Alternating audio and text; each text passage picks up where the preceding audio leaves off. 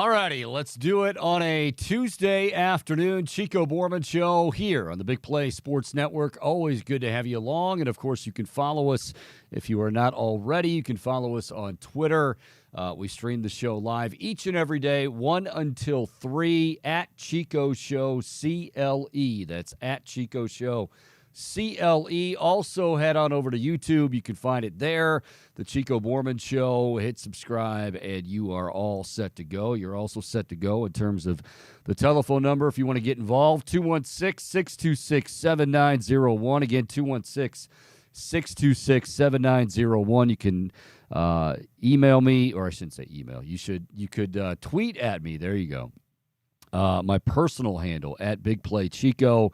Mr. Bombastic is producing the show as usual, and we are off and running again on this Tuesday. All right, well, a lot to get to. We'll be talking some football in the 2 o'clock hour with Nick Shook of NFL.com, specifically the Browns, and specifically actually the secondary. We'll be talking to him coming up in about an hour. We got Fair Foul coming your way as well. I want to start off with last night's NBA Finals. It looked for a while like Miami, maybe they're going to make this interesting. Maybe they're going to make this, 3 games to 2, and maybe they, maybe they force a game 6. Maybe they even force a game 7. But in the end, pretty much same old when it came to the Miami Heat. I mean, we talked yesterday with Mitch Lawrence from SiriusXM NBA Radio. He's been our guy all throughout the playoffs. And, Jimmy Butler, not too great from the floor. But then did he get any help? Well, Bam Adebayo did his part, 20 points, 12 rebounds. But again, Gabe Vincent, 6 points. Max Strus, 1 for 6 from beyond the arc, 12 points. He just didn't have a supporting cast. Duncan Robinson had 5. Caleb Martin, 10. Those guys, those role players had to be much better. We talked about it yesterday. They weren't. Denver obviously gets it done, and I think a very deserving NBA title for Mike Malone. Is it Michael? It's Michael Malone. I apologize. Especially now that he's won, we have to refer to him as Michael Malone. He's earned it, Chico. He has earned it. You're absolutely right, Boom. So the Nuggets win 94-89. Nikola Jokic, I didn't even stick around and haven't even done anywhere. He did get the MVP, right, Nikola Jokic? I mean, it was he pretty did. much a – yeah. But at that point, if you don't give Jokic the MVP, then just do away with the MVP. Jamal Murray, again, had a great playoffs, a great series, but it was Jokic again, 28 points, 16 rebounds, 4 assists. And Miami, kept it close. Jamal Murray didn't have his best game by any stretch of the imagination. But again, you find a way to get it done. Michael Porter Jr. had a double-double, 16 and 13. But the thing that I want to emphasize with not only last night's win, but this championship for the Denver Nuggets, it's not something that happened overnight, okay? This is something that took better part of 4 or 5 years for it to come together. And yes, you had injuries, you had plenty of things go down, and inevitably they find their way. They get hot at the right time. Remember, this was a team, and I think it's important to remember this. This was a Denver Nuggets team that quite a few out there thought, you know what? I don't know if they get by the Minnesota Timberwolves. So, the disrespect was out there from the very beginning, and it's been out there for a while. What I want to believe is, and Bohm, I said this before the NBA Finals began, that I was glad that Denver got there because now it was, okay, you're down to 2 teams. It's Denver, it's Miami. And now you're going to get a chance to see, if you haven't had the opportunity already, to really focus on Nikola Jokic. And, Jamal Murray, but really Nikola Jokic. I've always said he's not a guy that you're going to flip on SportsCenter and he's going to be filling it up with highlights and dunks and all that. He's very methodical, but very smart, he's just a joy to watch. And not necessarily because he's this uber athletic guy, because he's really not this uber athletic guy. But every time you look up, triple-double, close to a triple-double, nobody has an answer for him. The Lakers, remember Hachimura? Oh, he found something late in game 2. Yeah, okay. There really is no answer for him. Now, there especially is no answer for him when he gets the help that he got in this series, and Jamal Murray had a big part to do with that. We mentioned Michael Porter Jr. He had a double-double last night.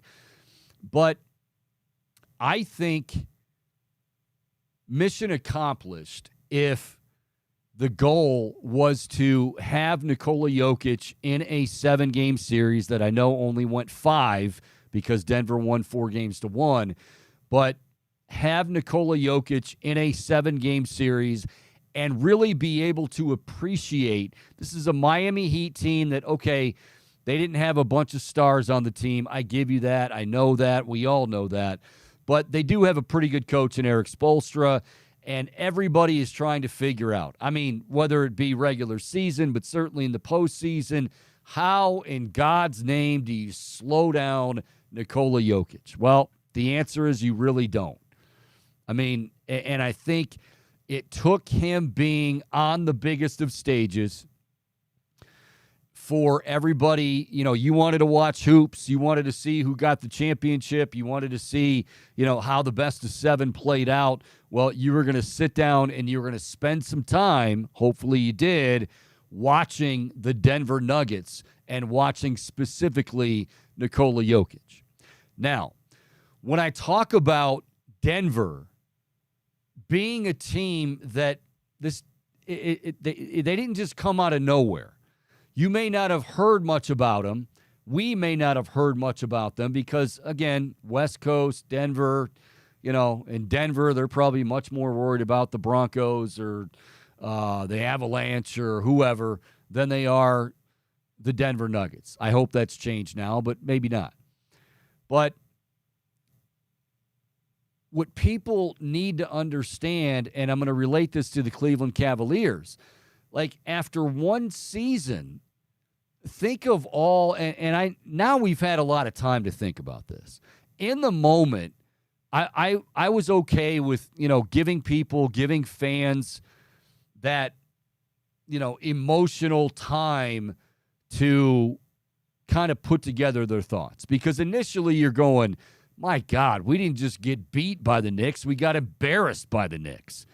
We got out muscled. We got out, toughness, physical, everything. Donovan Mitchell's our go-to guy, and Donovan Mitchell didn't have the postseason that we needed him to. And, well, the bench, every which way, pretty much the Cavs handed it to the Cavs had it handed to them by the Knicks. And, the Knicks are a very good team. They exploited weaknesses, which is what you get in the postseason. Teams are gonna find a weakness and they're gonna exploit the hell out of it. New York with the lack of toughness and really just hustle and all of that sort of thing. They took the Cavs behind the woodshed.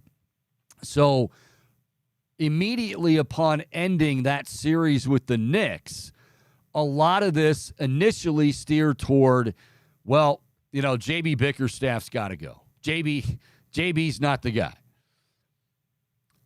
There were people talking about JB during the regular season saying that, yeah, he's the perfect coach for getting them to this point, but he's not the perfect coach in the postseason. And for many of you that thought that, you watched the postseason play out and you said, see, I told you so. JB Bickerstaff is not the guy to get them where they want to go. And I kind of just let it go, again, frustration. Hopefully now we know that, everybody in the Cavs organization, everybody, from JB Bickerstaff to Kobe Altman to Mike Gansey to Donovan Mitchell to Jared Allen, everybody has to take a good, long, hard look in the mirror and say, okay, we did not do this very well. Matter of fact, in some areas, we got our butts kicked. This has to change. How are we going to go about changing that? And Kobe Altman is thinking about that right now as we speak, and has been since that series ended. But what also has come up is Donovan Mitchell, like, well, you know, you got to trade this guy now. And why? Well, basically because he didn't perform up to expectations, and no one's going to argue that in the postseason. But now it's become more about, you know, he's hurting our feelings. He's talking about how much he loves New York, how much he really just, you know, he appreciates everything that is about the Garden and the ambiance and the atmosphere and the fans. And he never said anything negative about Cleveland. Matter of fact, I think he's done and did do a very good job. And I don't even want to say job like, you know, well, he intentionally did it. I think he was genuinely excited when he joined the Cleveland Cavaliers. He made that very apparent. Talking about how, you know, he grew up being a LeBron fan and how this, you know, whole thing came together. Now, did he expect to go to the Knicks? Yes, he did. Was he maybe leaning toward and wanting to go to the Knicks? Maybe he was. That's okay. Guys are allowed to have preferences. You have preferences in your life. Boy, if I could afford this car over that car, I'd rather have that car. If they can meet my asking price, I'd really like to go to this company. I'm happier here, but, you know, these guys are going to offer me more money. I got a decision to make. I mean, that's life, and it's also life for basketball players. Donovan Mitchell grew up rooting for the New York Knicks. It's okay. It's okay. It's okay for him to say that, yes, I played golf with Allen Houston. Oh, my God. What are you doing? Allen, you traitor. And I know he's got one more year, and then, well, what happens? Does he really turn away from whatever it is, $40-some million and opt out? And you know what? We'll cross that road when we get to it. But it took the Denver Nuggets 4 or 5 years. And I've already heard some people here at Burke Lakefront Airport, here in our studios or in our offices, one in particular who will go nameless, saying the Cavaliers can't go anywhere with the way this team's constructed right now. I mean, maybe that's true, but you can't say that now. Right now, you can say that. If so, you and I need to head to Vegas. I'll be Tom Cruise, who I've never been confused for, and you be Dustin Hoffman and Rain Man, and we're gonna just go make it rain, as the kids say. Make it rain. Show me the money. Another Tom Cruise film. But you know, and I know folks are saying, well, there's a lot that needs to change in this roster. Guys, the guy that knows that more than anybody is Kobe Altman. Okay? And I'm pretty sure that the Cavaliers expected to see a much different, forget about the result for one moment. I think they expected to see a much different team, a much different kind of the way it played out, the way that they were essentially out-hustled, out-muscled, all of that stuff. Yeah, it was a bit of a shock. But every team goes through that. And, you know, go back to the year before when, you know, you wanted them to get into the play-in tournament and possibly, you know, get in that way and then get that first series. And, you know I said it. I know many people said it. It wasn't any kind of revelation. They need to get in because there is nothing that can simulate postseason experience. There is nothing that can simulate what it is like going into an opponent's barn and playing in the atmosphere that the Cavs had to play in New York. Now, you probably didn't like it. You didn't like that Donovan Mitchell was in awe and he was, excited and he was anxious. And, well, maybe did it affect his play some? Sure, it probably did. Again, they're not robots. They're human beings. But if anybody thinks that, that's the reason to just throw in the towel, something very interesting it goes down in this city. And it's just something I'm used to. I'm sure it's something you're used to. And we can, we can like it. We can not like it. But I think we have to accept it. There is no leash that is longer from a fan base here in Cleveland than the leash that extends to Berea, the leash that extends to the Cleveland Browns. And I get it. Brownstown and football is where it's at, and damn, we've been waiting. I get it. Guys, I believe it or not, I grew up as a diehard Browns fan, and as much as I loved baseball and I loved going to Indians games back then and even Cavs games, I couldn't sleep for 48 hours knowing that I was going to a game in the mid-'80s. I couldn't sleep going to the Buffalo playoff game. When my brother gifted me with season tickets for Christmas, which is going to be my Christmas and birthday present all in one, I pretty much lost my mind, okay? That was everything. So I understand the passion, and I love that passion. I don't want anybody to lose that passion. But we've got to, we've got to be able to transfer some of that to teams like the Cavaliers and the Guardians. Okay? Even if you're not necessarily a big baseball fan, or you're not necessarily, I like basketball, but nothing compares to my Browns and football Sundays. That's okay. You don't have to apologize for that. But the Browns, it was always amazing to me. And I never realized this until I came back here to work. I left for college in 93, went to Ohio State, stayed in Ohio State or in Columbus for about 6 years.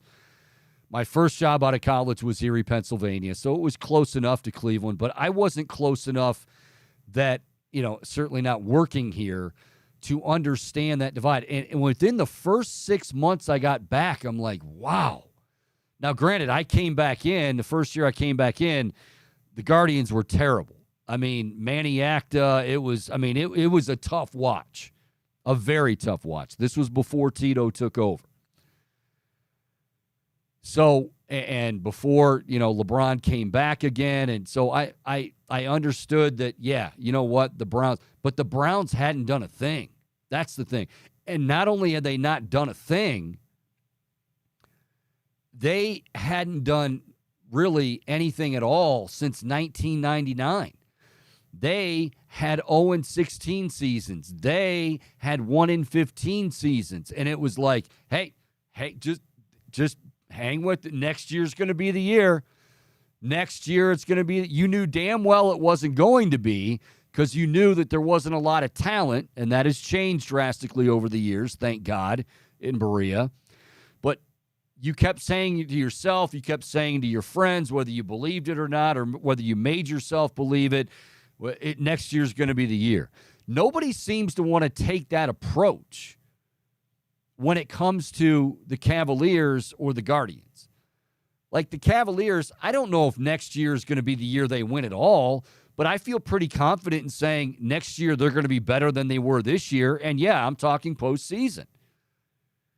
They learned a lot. Teams learn a lot. An organization learns a lot. A front office learns a great deal. But it shocks me again when the conversation a couple of weeks ago is what Donovan Mitchell again went on a podcast with somebody in New York.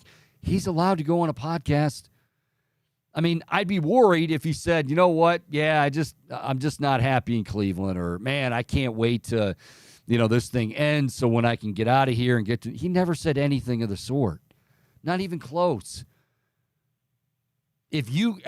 I grew up in Cleveland. You grew up in Cleveland. For most of you that grew up in Cleveland, if if you had an opportunity, or let's say you were in the opposing, you were playing for the Knicks, and you saw growing up in Cleveland, you had to endure some bad years, and then all of a sudden you saw Cleveland, not just the team turning it around, but you saw the city, and you saw kind of like in like the mid-'90s, right?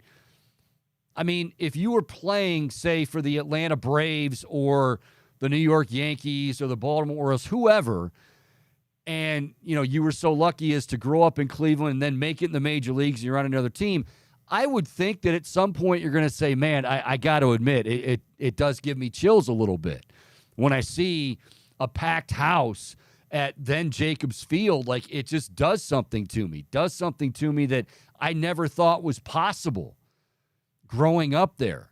Well, you know, not to say that Donovan Mitchell, that he was starved for wins and he was starved for any sort of relevancy in the state of New York and the city of New York with those sports teams. But, you know, I mean, I'm sure every kid has that dream that I would like to play for my hometown team. He's no different. And again, I want to reiterate, he didn't say anything in either of these podcasts that gave you the idea that, oh man, I can't wait to get the hell out of Cleveland. Matter of fact, he has done nothing but the opposite. And I believe that if the Cavaliers have a better season or as good a season in terms of regular season, because right now, see, these are the good problems you have. Much like with the Browns, it was second and third contracts, right? Well, now with the Cavaliers, now it's not about the regular season anymore. It's about the postseason. Well, I think that they're going to have a better season, regular season and postseason. Now, does that mean they're going to win it all? I don't know. And I think the odds are stacked against them doing that. Are they going to get significantly better? I believe they will. But, like, take the Denver Nuggets. That didn't just happen in 1 or 2 years. That took 4 or 5. These things, if they're done the right way, I'm not saying that every once in a while you can't catch lightning in a bottle. But if these things are done the right way, built the right way, and an organization, a general manager accumulates talent the right way, and not being necessarily like super impulsive, you're going to see the fruits of the labor. Now, in terms of winning it all, everything has to just go your way. I mean, you know, the Cavs had it happen once with LeBron. We were hoping it could happen again. It might happen here in the next 3-4 years. Who knows? Who's all going to be a part of it? I don't know, but I like what I'm seeing so far. The Guardians came within 1 out in 2016. Different landscape. Baseball has a salary cap. I get all of that. But, you know, I think that you watch them compete. You watch them develop guys. And certain guys, Shane Bieber being one of them, you know you're not going to be able to extend. But does that mean it's over? No. It just means that you better make sure you have an extremely competent and a great front office that knows how to draft, more importantly, knows how to develop those guys. That's it. And so, you know, I just want this, all I could think of as that game was winding down, and then I was able to watch very little post-game, and I was more reading than anything last night and this morning, how, you know, it wasn't just, poof, snap your fingers, and Jokic is your MVP, and Jamal Murray, and there you go. So let this be a lesson. But let it be a good lesson. It's not one where you gotta be sad about it. You gotta be mad about it. This is an organization that did it the right way, Denver. The Cavs are doing it the right way, and I sure as hell am not ready to trade Donovan Mitchell at this point, simply because he didn't rise to the expectations. Does that have to change? Yes, but I mean, we're not even to the season. Now, we get to midseason and the team, they have no chemistry, they're falling. That's a whole different scenario. But let's just wait. Let's just breathe a little bit and let it play out. Okay? That's all. 216-626-7901. 216-626-7901. Also on Twitter at Big Play Chico. Also at Chico Show CLE. Mr. Bombastic on Twitter as well. He'll have fair or foul in just a bit. Bohm, your thoughts on the Denver Nuggets and the Joker taking home the title and MVP respectively. Well, we talked about it yesterday. I think this was kind of the expectation, right? Yeah. And I think it was great to see them finish strong. In Miami put forth one hell of an effort. I think that, they really could have had that game until the end. That Jimmy Butler turnover was it was hard to see it go that way, because he was really putting on a show there in the fourth quarter. He had like 8 straight points for the Heat, and it's kind of disappointing to see it end like that. But I think to see, Jamal Murray, if I'm not mistaken, he averaged like 10 assists during this final series, which is incredible. Well, he had the big game with the assist, including the triple double. Yeah, he had 8 last night along with 14 points. He didn't shoot the ball particularly well, but he had his moments. He still hit some big shots, and he helped carry them to that finals run in the first place. Yes. Also, I think that duo, it seems really special. Like, that's one. I don't know. I don't consider this team overall historically great. And they did luck out with matching up with an old, tired 8-seeded Heat team. But at the end of the day, it does feel like there's really something special brewing in Denver. And Jokic at only 28, like he could improve, which is hard to imagine. It's frightening. Yeah, is what it is. It's frightening. Yeah. Yeah. Their 2 biggest stars are both still so young, and it's possible they haven't reached their potential yet. Likely they haven't. So I think this is a really exciting team, and it's one that first championship in franchise history. That's awesome.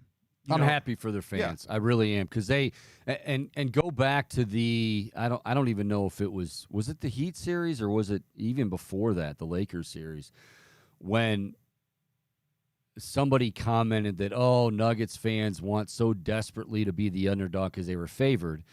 That's what it was. They were favored in game 1 against Miami. And, some people said, oh, gosh, those Denver fans, they're kind of annoying everybody. They're dying to be the underdog. They're dying to – well, no, they were the underdog. Forget about Vegas for a moment. They've been the underdog for a while now. Just because, people, it's Denver. It's Denver. And even in this series, you got to beat up Miami team. No, Denver's had a great team all year long. And they have the best player, and it's not even a question. Not even a question who the best player in the NBA is. It's Jokic. And I know next year we'll have the same debates about MVP and, can you give him you didn't get it last year, but I don't care about that. We'll go down that road. We'll cross that bridge when we get to it. But Denver fans just simply said, you know what? We're tired of being shit on. We're tired of people looking at us like, oh, yeah, it's the Denver Nuggets. Nobody cares. No, now you should care, because they're the reigning NBA champions. And they didn't do it in a bubble. Okay, you can talk about, some of the breaks you get along the way. Look, every team. For the most part, any team that wins a championship in whatever sport had some breaks along the way. This was not like the Lakers in 2020. And, if you want to discount that or not, whatever, that's your choice. But, you had to go on the road. You had to play in some hostile environments. And that's what the playoffs is all about. The Cavs got their first taste of that. And, they failed miserably. But that doesn't mean you can't use that, and they won't use that as a very, very big springboard to get them where they need to go next year, which maybe next year it's only to the Eastern Finals, okay? But just remember, with Denver and a lot of these squads, it took some time. Give these guys some time. Give the Cavaliers some time. Give the Guardians some time. Give them some time, the same time and the same rope and the same leash that we have given the Browns for 24 years, whatever it is, since they've come back in the league. That's what you got to do. All right. I'll tell you what. Let's go to the phones and trying to read that. Why is that so? Ronald, is that who it is? We got Ronald again. He's it's still like processing. Oh, it's still processing. See, we gotta make that a little bit bigger. That it feels like I'm reading fine print on a I'm signing I'm about to have surgery. And I'm signing something, and they're saying, well, all the side effects could be this, and your hospital is not responsible. That's what I feel I'm getting.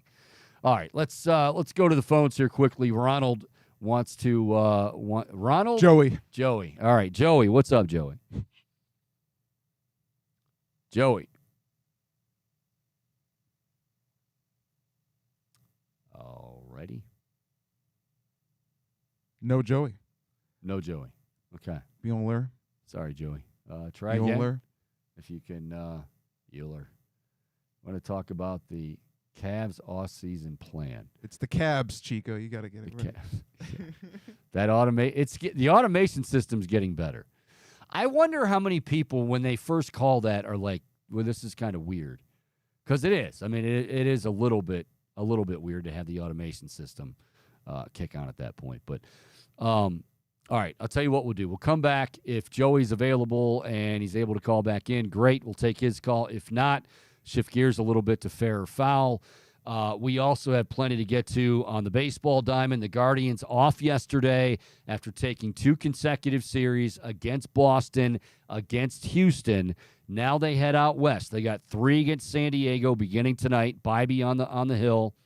Then they have 3 against Arizona, and before anyone says, Arizona, that should be a kick. Arizona is in first place in the National League West Division.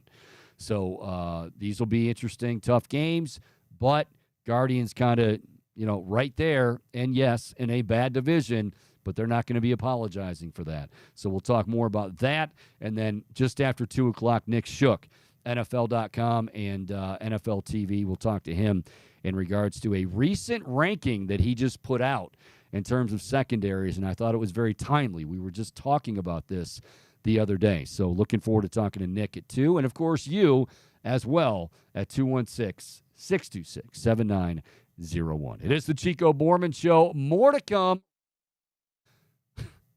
if Bohm doesn't cut me off already on the Big Play Sports Network.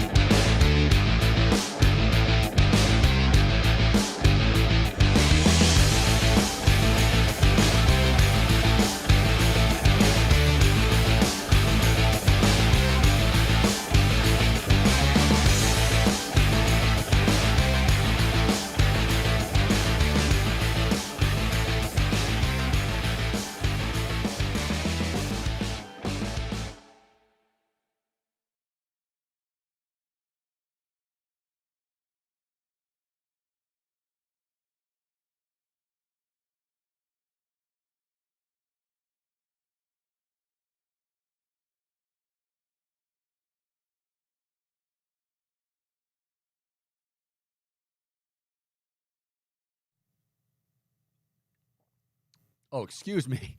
Sorry, kids. It's my manners. Actually, I'm excused because I was drinking the Nirvana Super Water that we've been telling you about here on the Chico Bormann Show, and all of us here at Big Play Sports. Chico here talking about it. We got Bombastic on it. He's talking about it. All I can tell you is, first of all, I don't want to say this is like the new revolutionary thing. A lot of people are trying to put stuff out there, but when it comes to what sets Nirvana Super aside and apart from everybody else, HMB, which has basically been used to help in cancer treatments, and you're getting this now in your daily intake, your daily supplements, when you obviously drink Nirvana Super. And it comes in 3 delicious flavors. I've got right now the orange peach. The strawberry basil lemonade is my favorite. Boom, obviously stealing that before I could get to it today. Cucumber lime is very good. But let me, one thing I want to explain real quick, and this is kind of the crux of it for me, is that, and you can read all about it at feelsuper.com. You'll see this on there. We're all about taking in protein, especially if you're working out a lot. You want to supplement that with protein and all that sort of thing. And you want, lean muscle mass, which is HMB. That's what it's all about, promoting lean muscle mass and again, increasing that metabolism. Something that, for someone like me, hey, bottom line is it's slowing down. And, yeah, I try to speed it up by working out, but I need help to get that metabolism up. And this is another thing that Nirvana Super Water does. But what I really, really love more than anything is the recovery time. You have a good workout. Let's say it's 2 hours long, a good 2-hour hard workout. The next day, maybe when I was 25, I could jump out of bed and be ready to do it again. I'm ready to do it again, but it takes a little while, and I'm I'm feeling it. This stuff makes the world of difference, a world of difference. And right now, you don't have to believe me. You don't have to believe Bohm. Go to feelsuper.com. Type in Big Play 20. Again, their website, feelsuper.com. Type in Big Play 20. That's 20. And you'll get your free trial. And, again, don't believe me, don't believe Bohm. But I can tell you right now, you can search for a lot of different stuff. You can search for, certain vitamins, B vitamins, and protein and all that stuff. The one thing that you're not going to find in anything else, HMB. This is what sets them apart, and this is a revolutionary idea. Doctor basically came up with this, a few years ago, and it's been in the making for a while. These things take a little while. Well, now is your opportunity to take part as well. Again, feelsuper.com. Use the code BIGPLAY20. That's BIGPLAY, BIGPLAY 20, and try it for yourself. Bohm, how you liking that strawberry basil lemonade over there? Already finished my first bottle. Yeah. Of the day. I'm hoping to make it a part of my regular routine. And yeah, I know yesterday we were talking about how it feels good to be healthy, right? But also the electrolyte aspect of this, and I try to drink a lot of water, but you need more than just water to stay hydrated, like completely. And especially with the amount of sweat that you pour in here, the electrolytes you lose in here could fill up probably 4 of those Browns helmets right there. Yeah, that's so on our desk. Yeah, I don't just feel good about being healthier, but I also literally feel good. Like I feel, I guess, hydrated. Yeah, it's a good feeling. It's good to feel hydrated. Like I said, the lean muscle mass. You can't eat. The bottom line is you can't take in the amount of protein you need to do what this feelsuper.com and Nirvana Super Water does for you. And then, oh, by the way, and this is where I'm telling you, go to the website, Big Play 20. How does it taste? A lot of times these things taste like crap. I'm not going to lie to you. I've used certain products and tried certain products, and it tastes like garbage. This strawberry basil lemonade for me is my favorite. This is the orange peach. Now, Bohm, you like the cucumber lime. It's not necessarily my favorite, but that's just to each his own. But they have, you're going to like at least one of these flavors, probably all of them.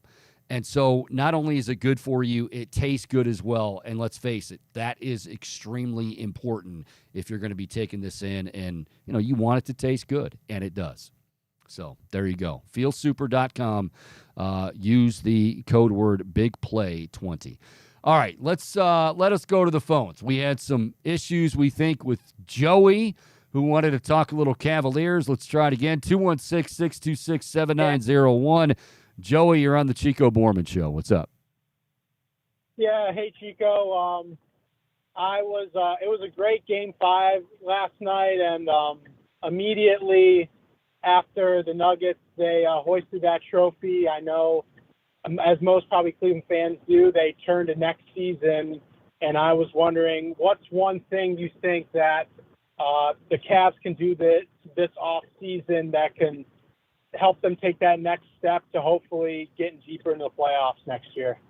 Okay, thank you, Joe. I appreciate the call. I think the obvious thing, and I can't pinpoint it with a player because I don't know exactly who's available, budget, can they afford, do they have to make a deal?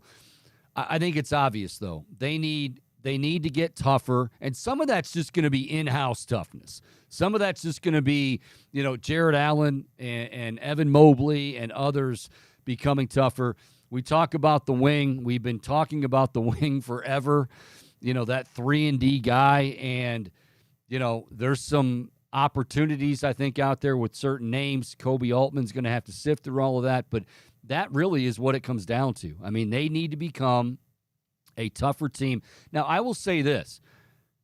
For them to, because remember when JB took over, and we noticed this last year, that, they were awful defensively. And they had been awful defensively. Even back to like LeBron, the second time it was like, yeah, they can flip a switch. I mean, there'd be some nights that they would flip that switch and be good, but for the most part, not really. At least not consistently. And then Jared Allen came in, and then some others came in, and it was, wow, you know what? These guys don't communicate. They need to communicate better. In comes J.B. Bickerstaff, made that a priority. This team already became tougher. I know, playoff series aside, this team became much tougher during the regular season. Now, the only time it matters, and they found that out the hard way, is you can do that all regular season you want. You get to the postseason, and guys like Josh Hart and guys like Hartenstein and those guys that are Mitchell Robinson, if those guys are out hustling you and getting better position and just basically wanting a loose ball or a rebound more than you got to go back to the drawing board. Now, some of that, like I said, are we talking about wholesale sweeping changes? No. There will be some new faces on here, but I think for the most part, and I know you don't want to hear it because it's not the sexy thing to say. It's kind of like in baseball when you talk about, you got a guy currently that's just having a bad year or needs to get better. You always want that sexy free agent splash. And maybe the Cavs will do that. It's not like, let's just say this. It's not like Kobe Altman is averse to doing that. He's gone out and made big deals, i.e. Donovan Mitchell. But I think in terms of that toughness thing, you're going to add some guys that are going to bring that, but you're also going to have your own guys that have to get tougher. And then as far as the 3-and-D, I don't know. You signed Karis LeVert, I think, to a shorter contract, but I think you definitely want to extend him. And honestly, last year, even during the regular season, I wasn't so sure that was the case.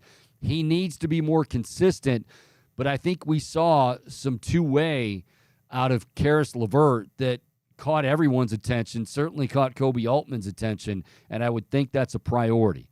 Isaac Okoro, I love him defensively. He's got to become more consistent on the defensive end, and if that can happen, right now you're just you're out there searching for that guy. But I think first and foremost, those guys need to get tougher. And Jared Allen needs to get tougher. Evan Mobley needs to get tougher. Some of that's just going to come with maturity. Some of that's going to come with getting older and your body filling out more and a true NBA weight program and all of that sort of thing. And I get the sense that a lot of these guys are hungry. I get the sense that a lot of these guys were sometimes the way it ended sucked. I mean, there's no getting around that. The way it ended, especially from a fan base standpoint, the way it ended was terrible because – you were left, I shouldn't say left, you went into the series and into the playoffs feeling like this is a very winnable series. Not in a landslide, not like the Knicks fans were saying, and ultimately, unfortunately, they were right, but you felt like this is a very winnable series. And then all of a sudden, like you were watching these guys and you're saying to yourself, okay, my goodness, we thought we might have to worry about Julius Randle, but there's plenty more beyond him to worry about. He isn't at some points during that series, he was a non-factor. But then you talk about, what you had out of the kid from Villanova, Hart, also the point guard. I'm forgetting his name right now. Point guard. Come on, Bohm. I don't ask for help very often. More context. A point guard. Name a point guard. The Knicks point guard. Jalen Brunson? Jalen Brunson. There you go. Jalen Brunson. Good job, Bohm. Jalen Brunson was outstanding and, only got better as the series went along, as the playoffs went along. Like no moment. We talk about moments being big. There was no moment too big for him. So, You've got to find guys that will have that, but the only way to get that is to have that experience, and sometimes you get knocked down doing it. I think they're going to be okay. But if let this Nuggets season and let this series in general just remind you that it doesn't happen overnight. Very rarely do things happen overnight, certainly in sports. And I know there's free agency, and I know you can, but there's also that team building thing. There's also the camaraderie. I mean, think of all the talent the Browns have infused in over the last few years. If you're not playing together, and if it's not the right fit, it's not going to matter. I think the Cavaliers have the right fit. They need to get tougher, so you're going to need more new faces. They need to have a guy they can rely on as a two-way, 3-and-D player, which I think they'll find. And I think Karis LeVert will be a part of that equation. I don't know about Isaac Okoro. But they have very good pieces in place. And no, I'm not ready to just deal Donovan Mitchell because he was on a couple of New York podcasts and, God forbid, played golf with Allen Houston. How dare you? How dare you? Come on. You may go back years and years with this guy. You're not allowed to play golf with him anymore. Not till you sign that long-term deal, bucko. Yeah, and I know that, okay, and that's a fair response, too, from some fans, and I've heard that off the air. Like, well, okay, why not be upset simply because he didn't commit? Well, do you know how many guys in the NBA do that right away? They want to keep their options open. They always – and again, let me go back to real life and, professional athletes, and I know it's hard to compare for many of us out there, but they're not robots. Like I say all the time, they do have emotions and they do have wants and needs. Just like you and I want options, whether it be in our job, maybe it's in your personal life.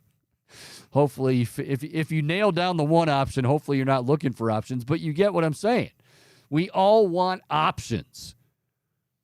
And so Donovan Mitchell, among others, okay, hey, I'm not ready to sign right now. Does that mean that I can't stand the city of Cleveland, that I want the hell out of here as soon as I possibly can? I'm dying to go to New York? No, it doesn't. No, it doesn't. So we got to just calm down just a little bit on that front. All right, I'll tell you what we'll do. We're going to take a break. When we come back, We're going to shift gears. We're going to talk a little NFL. My buddy Nick Shook, NFL.com, proud Northeast Ohio native. We're going to ask him about a recent list he put together as far as secondary guys go, and I'm sure many Browns fans are going, what happened? Wait a minute. He'll explain, and I think he's going to make I know he's going to make some excellent points, but we'll talk to him about that and much more when we come back. It is the Chico Bormann Show. Hour 2 still to come, and don't forget a special bombastic Fair or Foul coming your way this hour as well, right here on the Big Play Sports Network.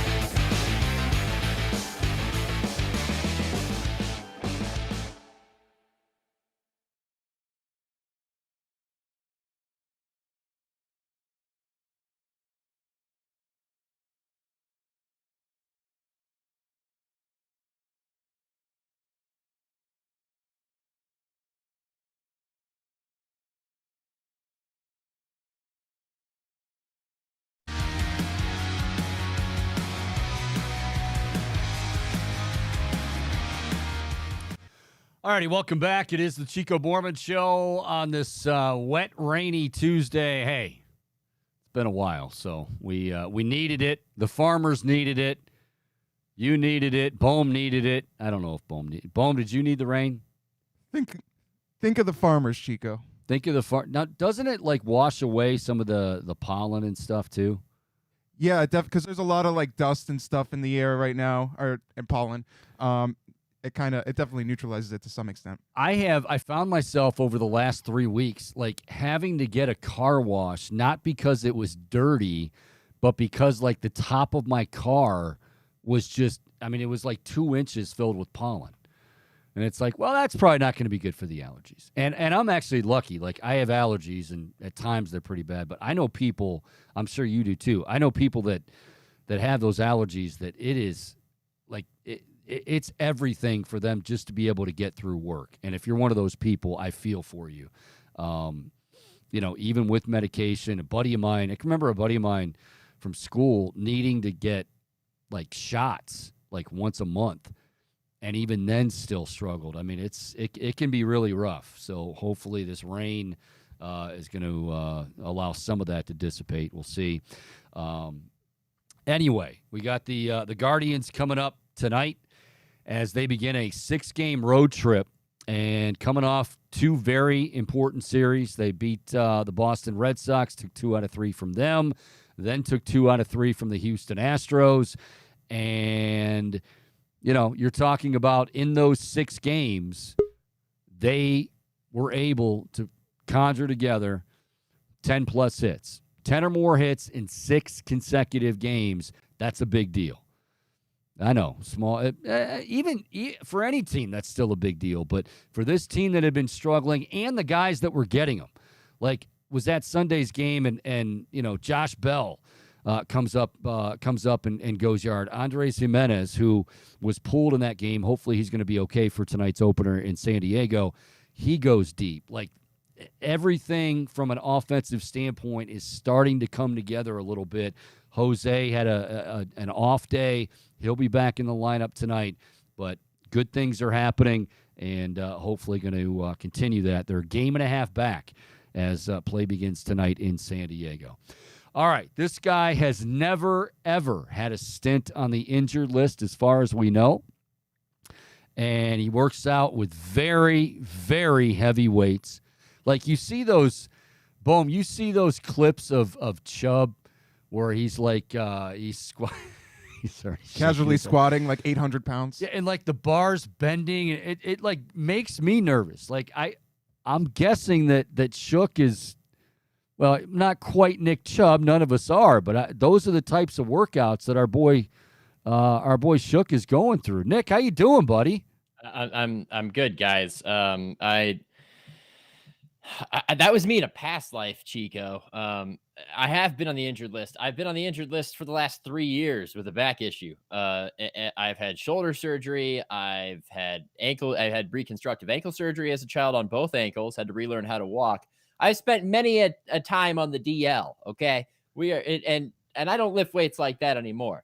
But you asked for it last time. You said, why didn't you have the guns out last time I was on? Yeah, well, I did you a favor. This is a hoodie, but it's a short sleeve hoodie. So allow me to, just give you a little bit of this. Boom! Look at that. I'll tell you what. We're gonna save that because Booney's on with us tomorrow, and I would be willing to bet that Shook's gun and Booney's got some. He's got some guns. Shook is right there with him with the guns, right there, and plus it'll put Booney on the spot. And if they are bigger than Booney's, he's going to be very, very disappointed. And I'm kind of. I guess in a sad way, I think I'll enjoy that a little bit. But all right, Nick Shook joining us. You know him, NFL.com. You can see him on the NFL Network as well. Proud Northeast Ohio native, St. Vincent, St. Mary. All right, let me start. Mandatory minicamp is over, and I know we gotta preface everything by saying it was in shorts and shirts and no contact, but they're paying Deshaun Watson an awful lot of money, and for those 3 days, including one day in particular, I think it was the Wednesday, he was throwing darts all over the yard. And I think, you tell fans to just relax a little bit, but I don't care. I give them the full green light to go and watch that and feel pretty excited about the Browns offense and Deshaun Watson. Yeah, I mean, it's optimism season this time of year. It always is. It's always, we feel so great about X, Y, and Z. These guys are in the best shape of their lives, and nobody's been playing better than they are right now against air. But there is, some reason to be excited. It could be Deshaun Watson being in the rhythm of playing football for most of the last year after being out of it for so long.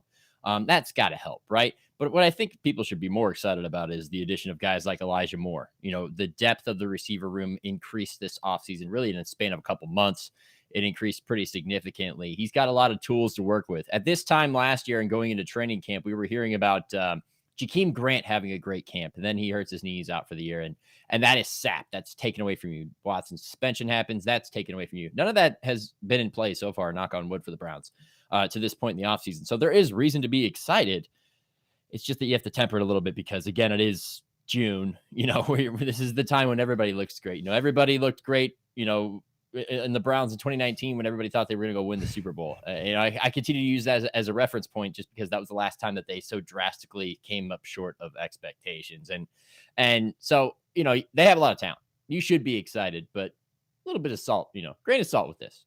Yeah. And if any team, I mean, let's face it, it's not a knock, but it is what it is. I mean, if any team deserves the old, well, you know what, that's nice, but you got to go out and prove it.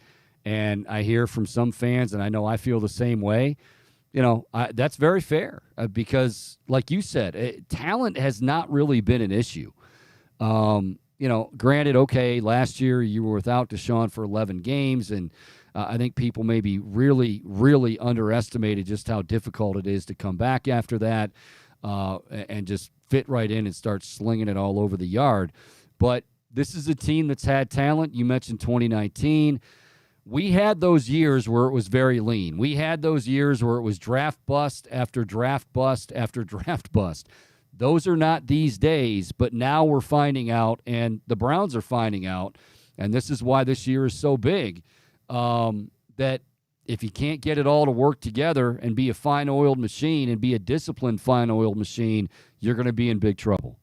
Yeah, absolutely. And I think that's largely a product of what they've done the last two seasons. When they reached the playoffs, it was, of course, being Cleveland, they make the playoffs and win a playoff game when most of the fans can't come to the game because of the pandemic. And then since then they've fallen short.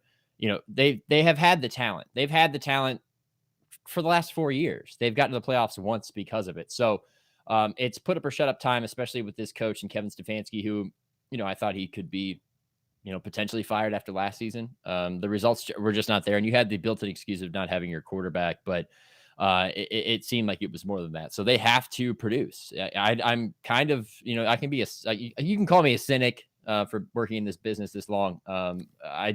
I've heard these stories a lot. I've heard the expectations a lot. I look at the Jets in a similar fashion because it's like, yeah, it's the offseason. Everybody, they're the talk of the town, but, put up or shut up. When it comes time to produce, what are you going to do? Because oftentimes teams that win in the offseason don't win in the regular season. So this team, the Browns, have had enough talent. You can continue to do the talent narrative for, months. You've done it for years. You can look at them on paper and fill out their depth chart and say, they got all these guys at receiver and they got this strong offensive line and everything else. What I really like is that they have improved their defensive front. They've finally put the resources there that they needed to really beef it up, add depth, add difference makers on the edge that are not named Jadeveon Clowney. Linebackers a little thin. I like another year with this secondary replacing, your safety at John Johnson with Juan Thornhill. I thought was a good move if Thornhill can stay healthy. He struggled with injuries earlier in his career. But again, at the end of the day, we're talking about this on paper. We could did the same thing last year. They could be one of the 10 most talented teams, 5 most talented teams, if however you want to put it out there. The most talented Browns team since 1986 or 87 is what my dad told me the other day. And I'm like, yeah, I don't know. I mean, those were the years, damn it. Those were the years. It's June, though. That's the product of this time. And so we don't really have a ton to talk about. So you can be excited. Everybody has a chance to win the Super Bowl right now. When we get to the start of camp, everybody's going to have a chance to win the Super Bowl. That's what gets people to watch the sport and come to the stadium and get excited. And it's not until week 8 when your team's 2-6, not saying that the Browns will be, but when your team's 2-6 that you start, reality hits you in the face just as the seasons change and you start to realize that you're in for 6 months of cold and darkness. So now is the time. Enjoy the warmth. Grim Reaper over here. I'm not saying that's going to be the Browns. Yeah, right. What I'm saying I know. Yeah. This is very typical of this time of year. So, I mean, without getting into the roster makeup really all that much, I mean, you should be excited. You have a quarterback that should be your franchise quarterback. You have a star receiver in Amari Cooper. You have a guy who I think is going to really surprise a ton of folks in Elijah Moore. DPJ could take the next step. But when it comes to this guy looks so good at camp, it's mini camp. It's OTAs. They're supposed to look good. Grain of salt. You're right. We're talking to Nick Shook, NFL.com. Follow him on Twitter at the Nick Shook. I want to talk to you about the secondary, and you had a nice list for NFL.com that we'll get to. Before we do that, though, I want to talk about Jim Schwartz specifically. And, one of the things that I think you do very well one of many. Well, compliments out there today. Yeah, confidence. Here we go. One of the things I think you do very well is explaining things like in layman's terms. For instance, when I was always following you around Browns camp and you were explaining to me offensive line play. Now, you might say, well, I mean, Chico, you know what offensive line. Yeah, I mean, I know where the tackle and the guard, but as far as what they're supposed to do on certain plays. So when you look at Jim Schwartz, can you give us kind of a thumbnail sketch for the fans out there? You know, what does he bring? What is his what's his blueprint, and how do you think this defense, at least schematically speaking, will look or should look under Jim Schwartz's direction?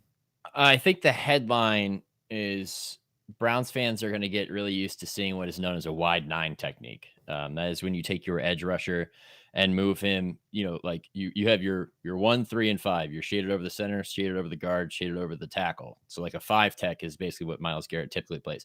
The wide 9, you're way out there. You're beyond the tight end because you're trying to leverage the best possible angle off the edge to get to the quarterback. That is a staple of the Schwartz scheme.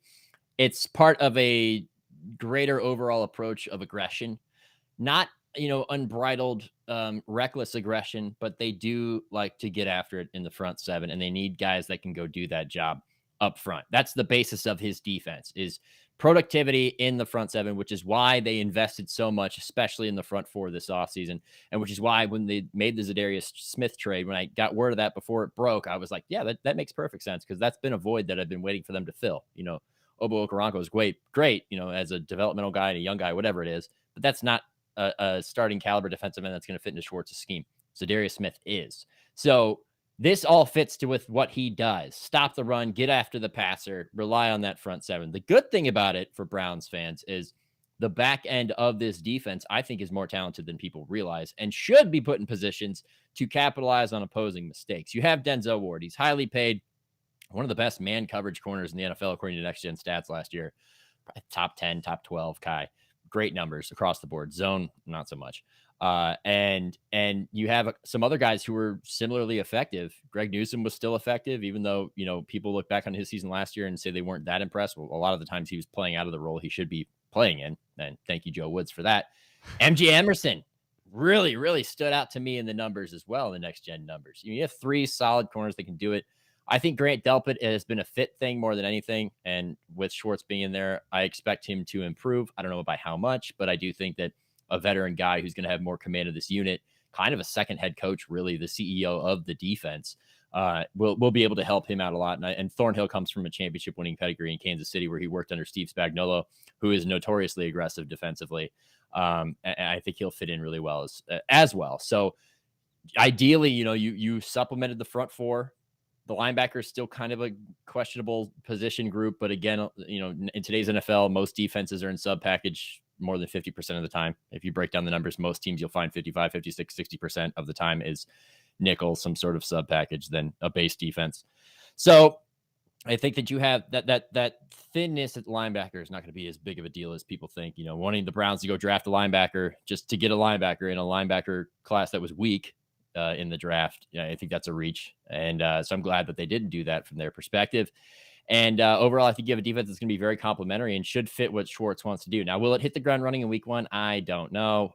That's where this time of the year is important. It's not necessarily for, wow, Deshaun Watson's spinning it, but for these guys figuring it out, getting good reps, and starting to digest the system so that when it comes to week 2, you're not trying to protect a 13-point lead against the Jets and all of a sudden don't know what to do on defense to give up a long touchdown pass to Joe Flacco to Garrett Wilson. They should not be in that position again this year, even early in the season. One of the, you said it, and I think it has been a very common refrain since during last season, end of last season, even going into this season, putting guys in positions to succeed. And I'm not trying to throw Joe Woods under the bus, but I am going to throw him under the bus. You can. Yeah, but you so can. It feels like you mentioned Zadarius Smith, right? And I think he's the perfect example. There are others, which we'll get to in the secondary. But like Zadarius Smith was, at times he was a linebacker in a 3-4, and Now he comes up and he's got his hand in the dirt, and basically all Jim Schwartz is telling him is attack and get off the ball. I don't care about all the other stuff, just attack and get off the ball. And it feels like, somebody like that who's that talented and has the ability to do that on a regular basis now gets that opportunity. These are the things that we're, I guess, expecting to see and really hoping to see out of a Jim Schwartz coach defense. Well, yeah, and I think that's why the fit makes a ton of sense, and probably why he's pretty happy to be in Cleveland. I mean, everybody wants to get traded there, all right, I'm so jazzed up to be here. I can't wait. And I get to play opposite Myles Garrett. It's great. Everything's great. But I actually think he is built really well for it. He's a guy who traditionally produces, save for the one season that he missed almost the entire year due to injury. His last year in Green Bay in 2021, he's had double-digit sacks the 3 other seasons, 19, 20, and 21. 22. And he was, got in the bottom end of the comeback player of the year voting because of his production. He was playing across from Danielle Hunter, who is also a very good defensive end in Minnesota. I think Myles Garrett is better, which should help him more. And he's a guy who has thrived in that role. And you're right, though. He has played multiple roles, going back to his days in Baltimore. I think he'll be just fine with his hand in the dirt and be able to get after the quarterback and prove to be a good acquisition. It was a smart trade for the Browns. I thought they might target Frank Clark in free agency because he would have fit a similar need. I think Smith is the better fit. He's a veteran. He's not going to have an issue getting to understand his role in this defense based on his experience.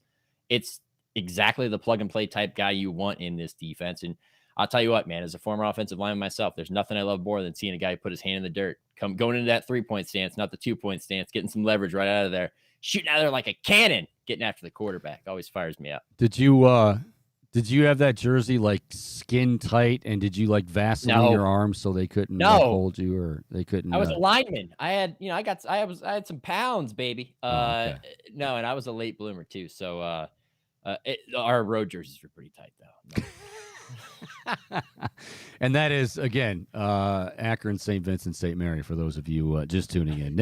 Nick Shook is our guest here on the Chico Bormann Show. You can follow us online. We stream it every day, 1 to 3, on Twitter at Chico Show CLE. All right, so one of the things, and I really do, I'm not trying to blow smoke here, I love when you do these lists, the next gen, stats and top 10 lists. So one that you did the other day was coverage players for 2022. Now, I already had a couple of people, as soon as I said that I was going to have you on, a couple of people were like, yeah, what's up with your boy? It's like Kornheiser and Wilbon. What's up with your boy? And what I have to tell them is, and I'll say it again now, he's going off of last year. So somebody sees that headline, and I know you deal with this every day, but let me explain a little bit to the audience. So, like, somebody sees this headline of coverage guys, they immediately assume, okay, here's Nick Shook's list. Just no year or anything, nothing like that, no context, just best cover guys. Well, wait a minute, where's Denzel Ward? What about Greg Newsome?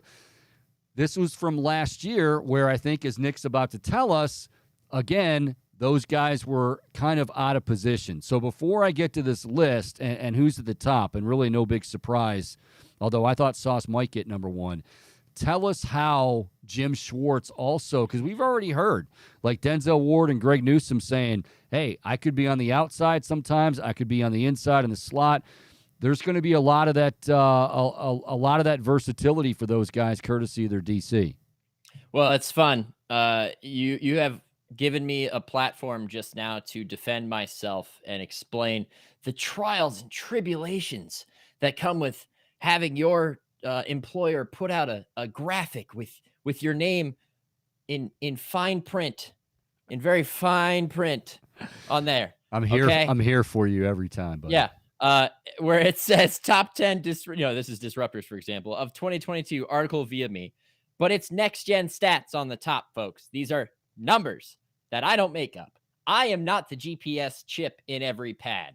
I am not the chip in the ball. I'm not the algorithm, and I'm too dumb to know the math that actually sorts all of this out. Okay. What I do is I open up the dashboard of all this data, however you want to say it. I go back and forth between the two, but what I do know is what those numbers mean, because I've been working with this for the last 7 years, since we started doing next gen stats back in 2016, right?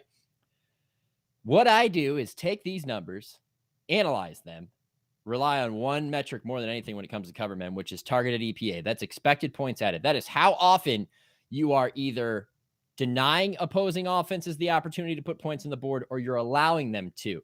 You got to have a negative targeted EPA to end up on my list. That's usually how I order it because it's the most all-encompassing statistic that tells us how effective you were. How often did you deny opposing offenses the opportunity to score?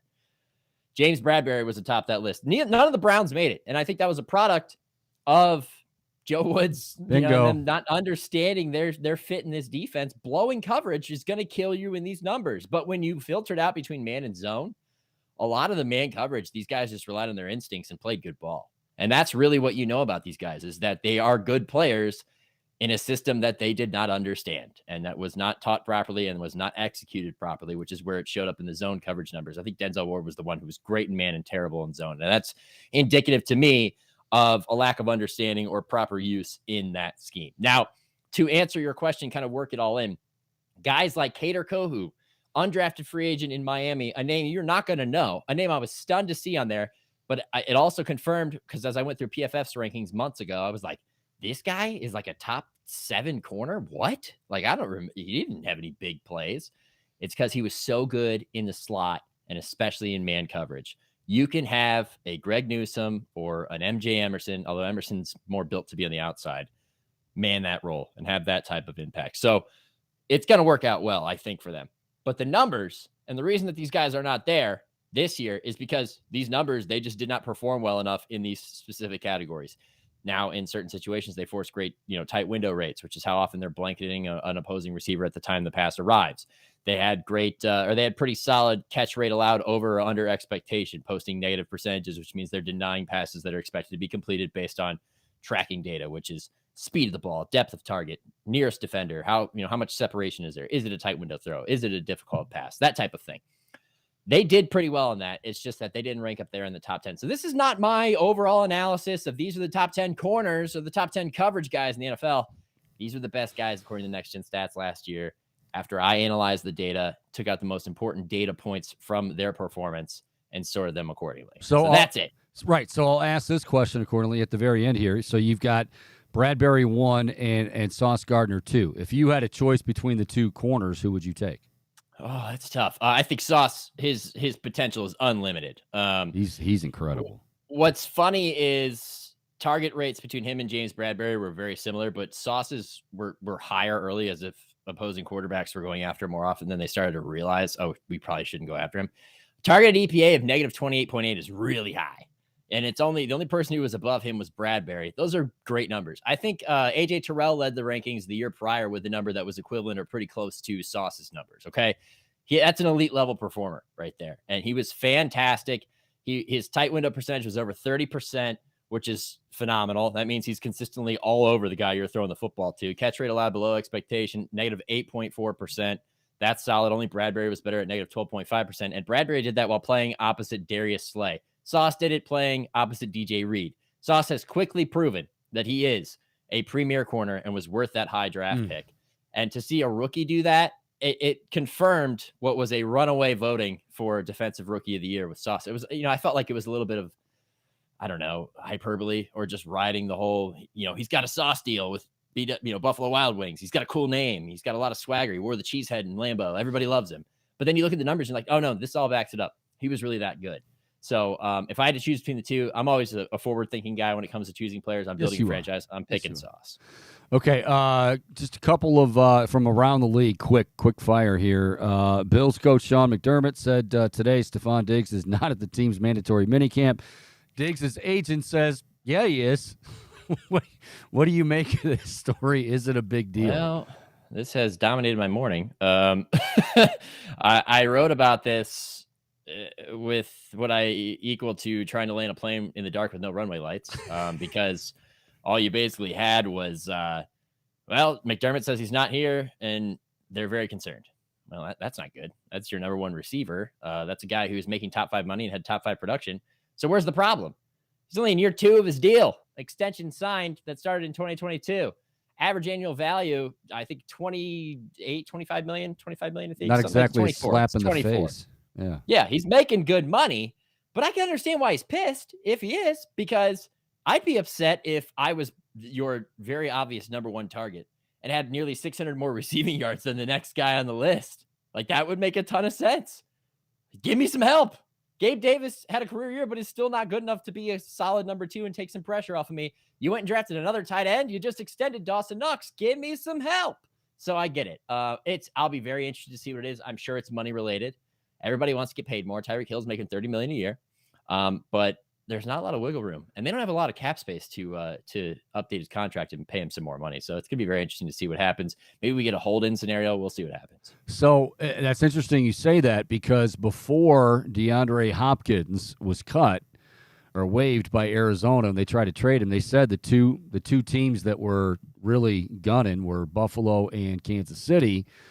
You're saying they don't have enough money? Because I know he was talked about to Buffalo, but are they just not going to have enough money for him? Well, yeah, I did a landing spots, and the first 2 teams I listed were Buffalo and Kansas City because they're title contenders. They're the types of teams that take swings on these guys, and it would make sense but Kansas City has come to realize that they don't need a top guy at receiver to succeed. We saw it last year with what they did with the number of guys they had. Juju had a good year, got a contract elsewhere off of it. I think that they're not necessarily in the running because I don't think they're going to be able to come to the table with money. And Buffalo's got less than $6 million in cap space, so it's going to be tough for them as well. And especially if you got Diggs who wants more money. So that's where we kind of get an explanation for why he visited the Titans, and he's supposedly going to visit the Patriots, and he's going to take his time. It's going to be really interesting to see where he fits, because the question is can he still be a productive receiver? Is he worth the money that he might be wanting? He had a PED suspension. He had health issues. Is it worth that investment? It would make sense to pair him with Diggs. It's a dream. That's Madden right there, baby. And they got the Madden 24 cover star playing at quarterback at Josh Allen. It would be a match made in heaven, but it's usually more complicated than that, and that's going to be dragged out a little bit, I think. Okay, last thing for you. Saquon Barkley is upset with the Giants. First of all, I think the GM did you have to franchise him. I guess, do you think this is going to be a bigger issue? And maybe should the bigger issue be, should they have franchised Daniel Jones? Yeah, well, do you want to Kirk Cousins yourself or not? If it was me, I would have franchised Daniel Jones and not Saquon. Yeah. But the thing is Saquon, he wants security. He's had health issues, and he's missed the majority of the last 2 seasons prior to 2022 with those health issues. And a lot of people wondered if he was washed up, he'd never be that guy again. So I understand why you're trying to get a big deal. You're trying to get some security. You're trying to set yourself up for the future because you don't know how long it's going to last. I mean, look at Todd Gurley. He was in and out of the league before 30 because of knee issues, but he cashed in. Devontae Freeman cashed in.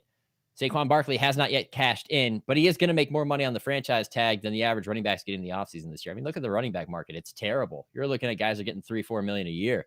Guys who are going to be starting.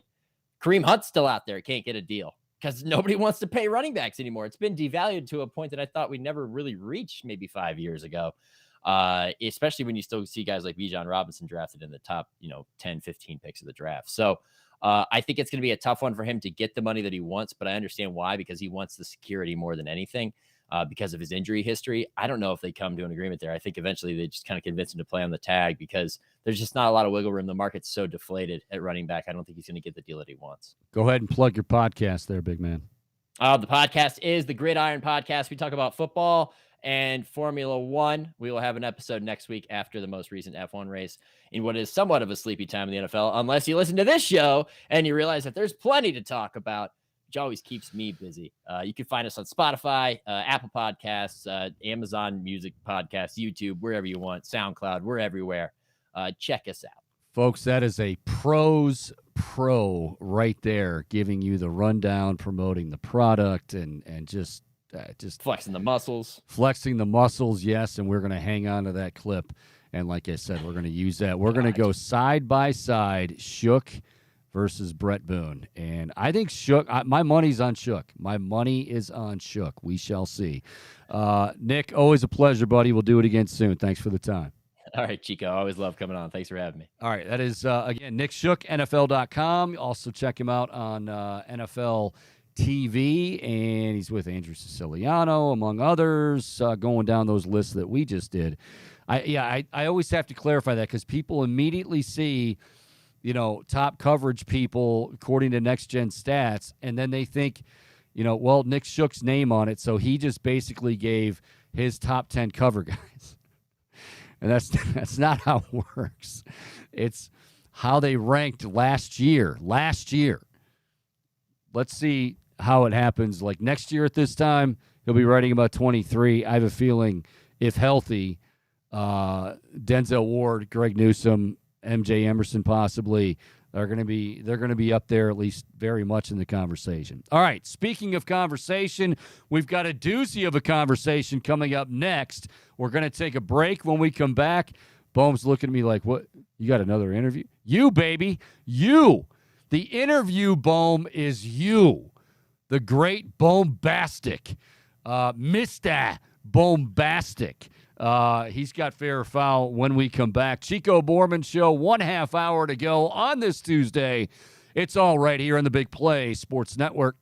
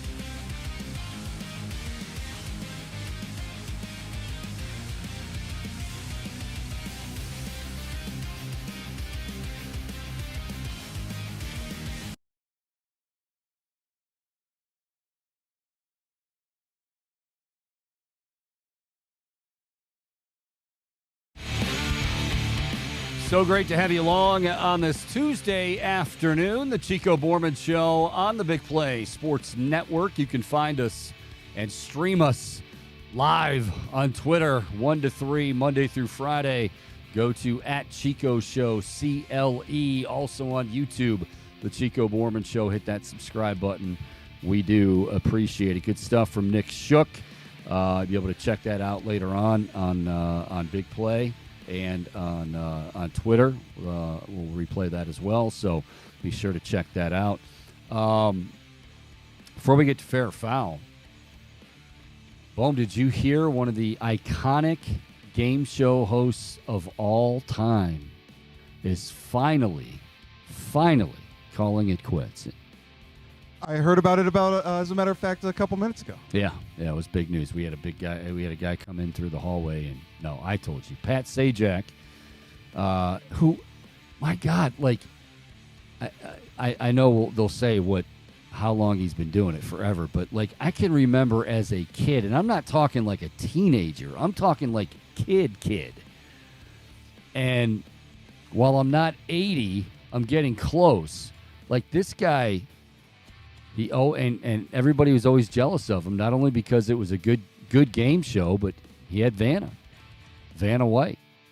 But Bohm has no idea who that is. So let's get to Bohm Bastic's fair or foul. To be fair, I've heard of that name, Vanna White. But anyways, so you've never heard of Pat Sajak?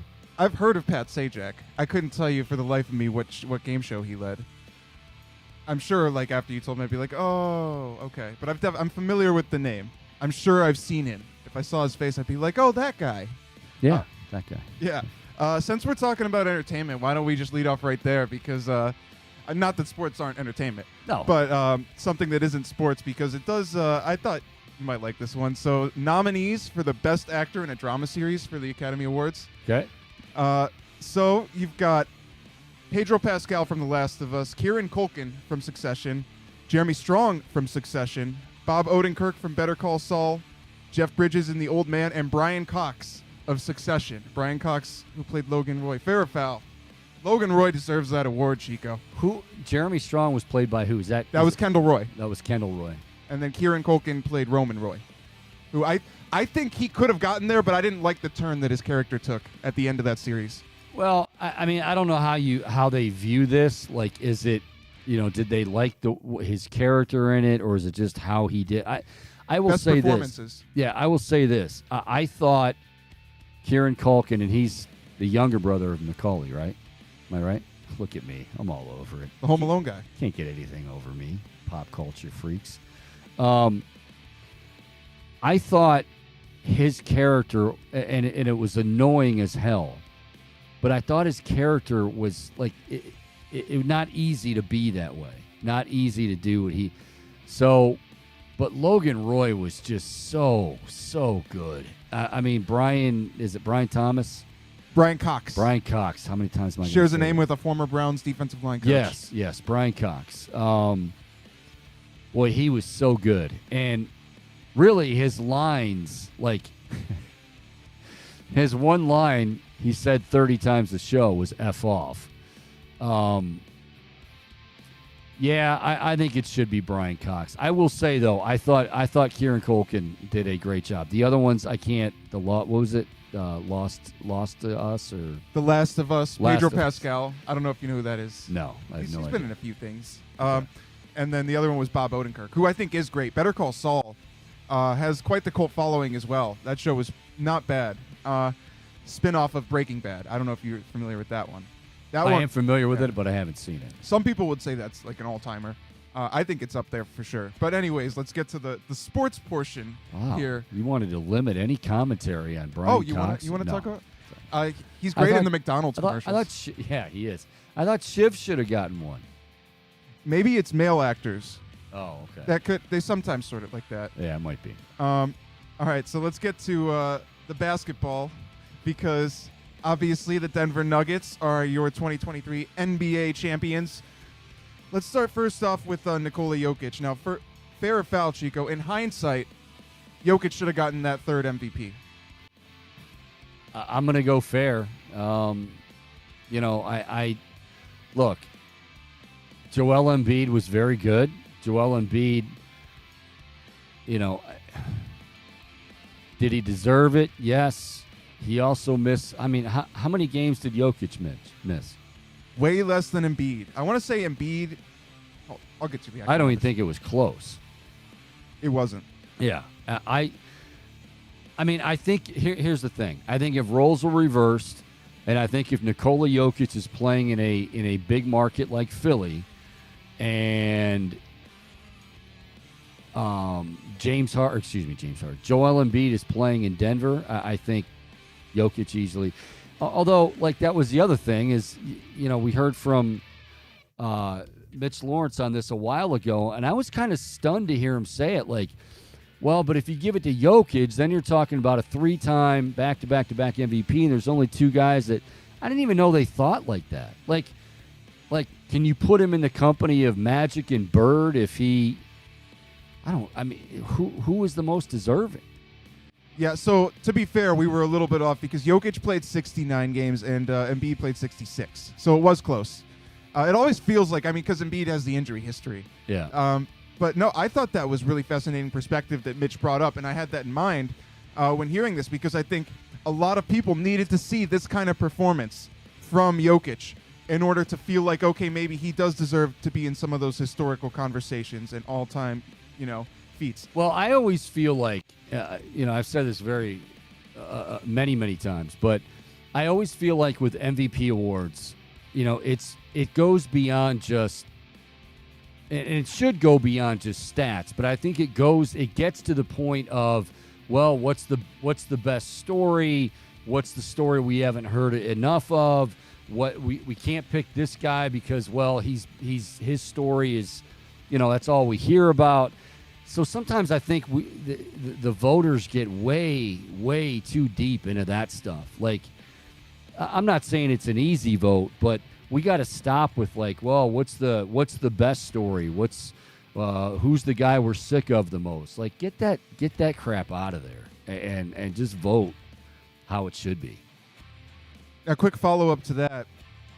Fair or foul, Jokic can enter the conversation with MJ and LeBron. Obviously, positionally, it's not the same, but a lot of people widely consider those 1A, 1B. Well, how many does Jokic have? He only has 1 title right now. I mean, he's got Well, I plenty. thought you were talking about MVPs. You're talking about... Oh, no, I'm saying, like, just in the conversation for the GOAT conversation. No. Not that conversation. But in terms of, like, he's already, Mount Rushmore as far as big men in the NBA, I think. I mean, some people will disagree with that. I'm not gonna put him in MJ and LeBron's character. I'm not saying yet. I'm saying it's possible that he can get there. Well, anything's possible. Yeah. Like, if Jokic goes off and wins 6 titles, I think he probably had a hell of a career to get there. There's your hypothetical. If he does, would you? Yeah. Throw in the hypothetical ball. Yeah. All right. So let's continue on. I got another Nuggets one for you, Chico. Fair or foul? Michael Malone, because I'm a big fan of his press conferences. I really like his perspective. I really like the way that, like, he has a sentimental side to him.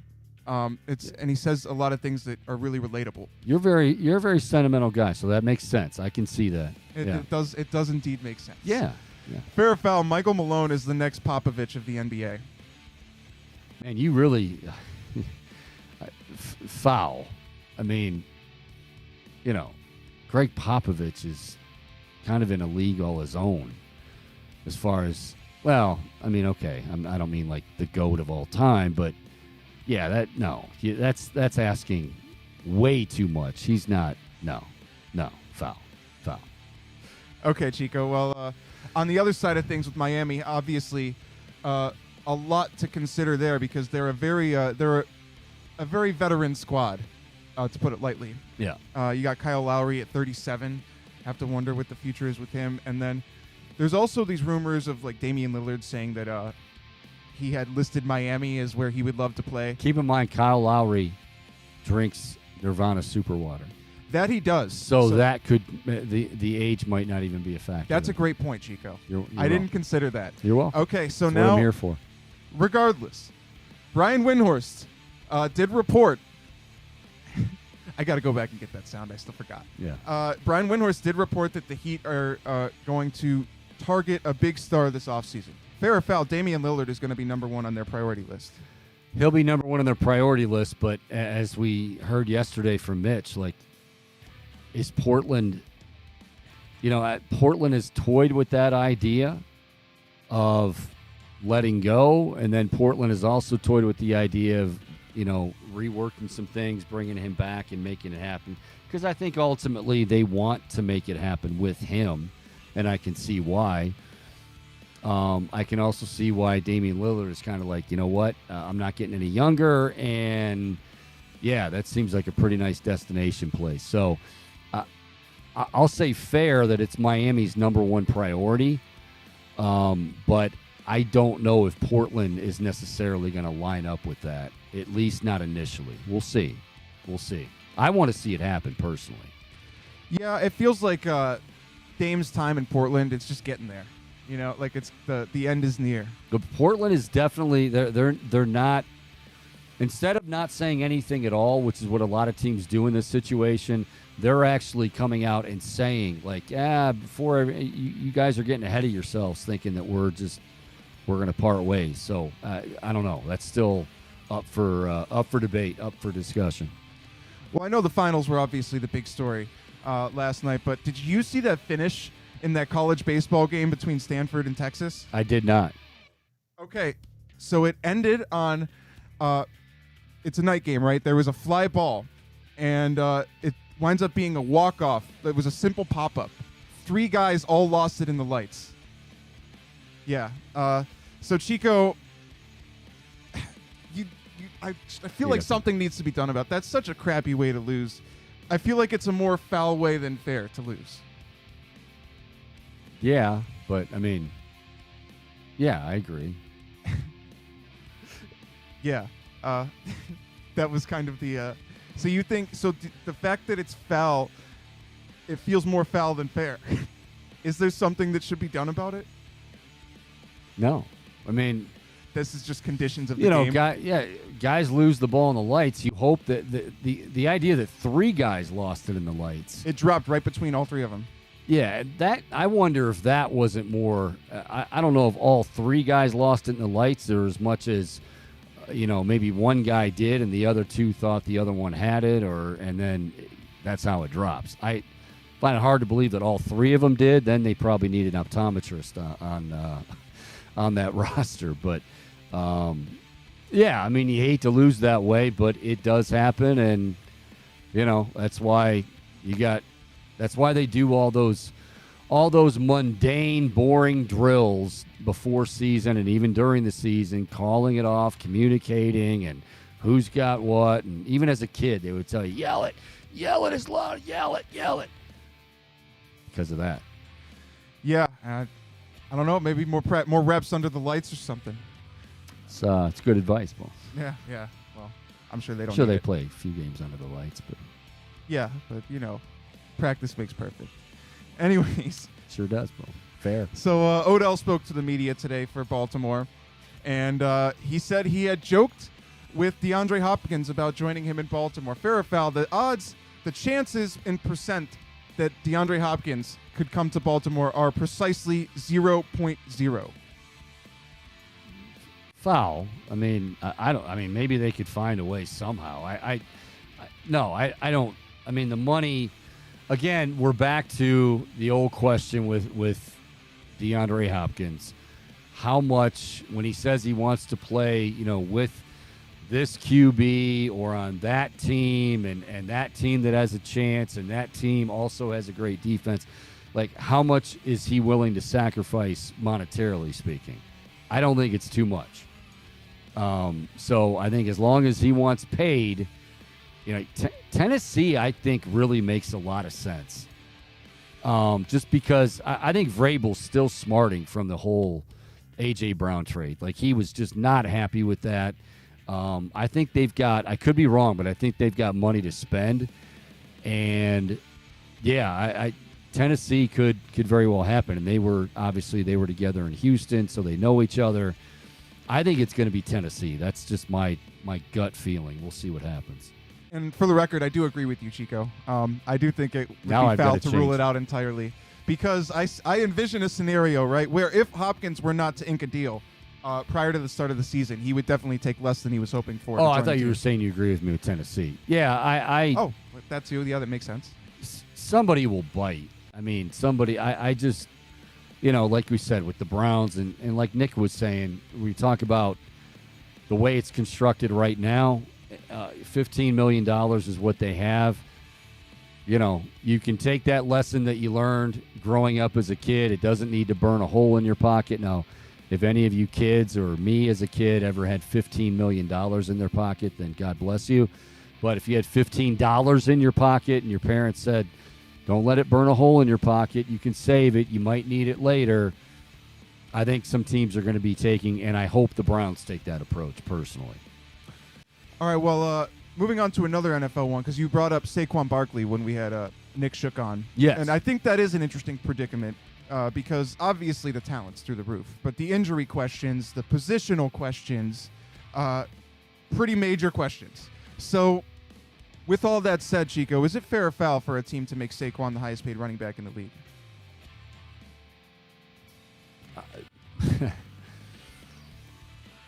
I mean, in terms of just talent alone, like he's, he can be that guy. Now, if you knew he's going to stay healthy, then yeah, I mean, his talent is unbelievable. I mean, he can catch 90 balls. He did that one year, damn near close to 100, I think. Maybe it was 100. He's got the talent. I mean, he is a special back. I remember when he returned a kickoff 100 yards against Ohio State. You're thinking, this dude is just different, Saquon Barkley. So I would say it would be fair to do it if you're saying, if you want to phrase it like he could be, it wouldn't be unfair for him to be the highest paid running back in the league. I could go along with that. Will he be? No. And the injury history and all that other stuff. And like I said, the guy, I was surprised that they did not franchise Daniel Jones. I don't know if he's really proven that much, but we'll see. We'll see. All right, Chico, last one I got for you here. Yeah. Linebacker Devin White. I don't think there's any argument that he's one of the better linebackers in the NFL. He's feeling a little disgruntled these days as well, much like Saquon. Mm-hmm. He's hoping to get he's holding in, as we heard Nick Shook reference, as a possibility for Saquon with the Giants. But Devin White is holding in with the Tampa Bay Bucks. Sounds like he's looking for a contract between 18 to 20 million. Fair or foul, Devin White is going to get that kind of a deal with Tampa Bay. Admittedly, I don't know what they have under the cap. Let me find out for you real quick. What I would say is he worth that? In my opinion, yes. One of the things that does drive me crazy is that, automatically people go to the linebacker position is really devalued these days. Okay, fine, but when you get a stud, and that guy is a stud, and I mean a stud that can be, yes, he's got the speed to go sideline to sideline, but he'll stick his nose in and stop the run, and he's just a great, tough linebacker. So, if I'm Tampa, you're kind of transitioning right now. That defense came up very, very big when they were able to win it all, and I think Levante David. I think this is just Devin White saying, "Hey, I want to get paid. I want my reward," and I don't blame him one bit. And I still think he can be that dominant guy. And I don't look at that as a devalued position as much as some other people do. And to your point, also with just considering Tampa Bay's salary cap situation, it sounds like they're up against it, Chico. Much like here, us with the end of the show, they're way backed in a corner because it says with every player which is before all the cuts and everything, they're 25 mil in the red. But it estimates that they'll be around 1.3 mil with their top 51. Bohm, allow me, before we get out of here, to say that was a very, very good way. I was smooth on your part, too. Oh, I thank you. Yeah, I tried. they're up against it as we're up against it here on the Chico Bormann Show. Learn from the best, Chico. Nothing really escapes Bohm. Well, I shouldn't say that. Things definitely do escape me. Some things do escape, but they escape us all. Like that one golfer who I didn't realize was a golf pro. That definitely escaped me. Yeah. Yes, who was at the block party? I can't think of his first Michael name. Block. Michael Block. Fellow Michael Beat. You mean wait a minute? Like he is a golf? Yeah, he's a golf professional at a course in Mission Viejo.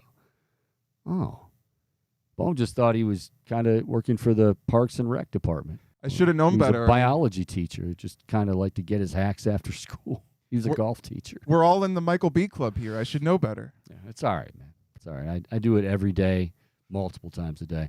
All right, that is it for this edition of Fair or Foul. It also happens to be it for this edition of the Chico Bormann Show here on the Big Play Sports Network. Thanks to Nick Shook for joining us.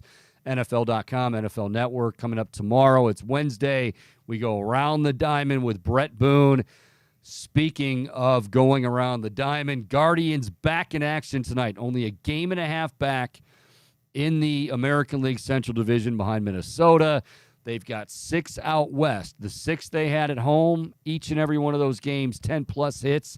Keep her going. Tanner Bybee on the bump tonight, so we'll be talking more about that and plenty more with Brett Boone. So, for all of us here at the Big Play Sports Network and Michael Bombastic, I'm Chico Bormann. Make it a great Tuesday evening, everybody. Go Guards.